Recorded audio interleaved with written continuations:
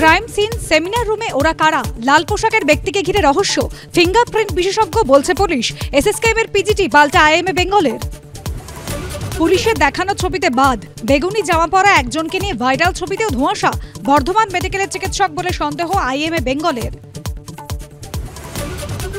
আরজি করে এবার লাল বেগুনি পোশাক রহস্য।